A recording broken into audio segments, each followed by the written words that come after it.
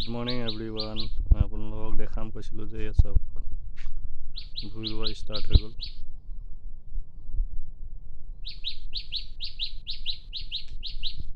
পথাৰ সেউজীয়া হ'বলৈ মাত্ৰ কিছুদিন বাকী আছে।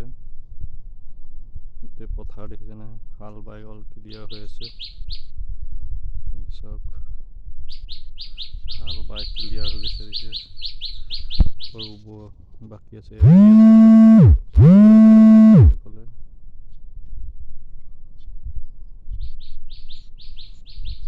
ৰুই আছে দেখিছে,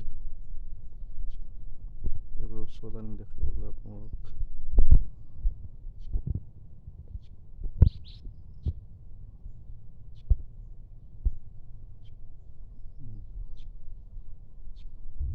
এনেকৈ খেতি কৰা হয় আৰু চৰকাৰে উচ্ছেদৰ নামত চব ভাঙি চুৰমা কৰি পেলাইছে।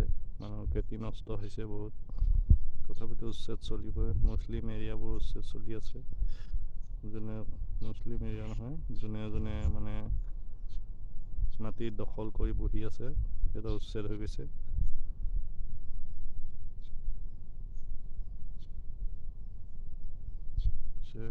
এয়া হৈছে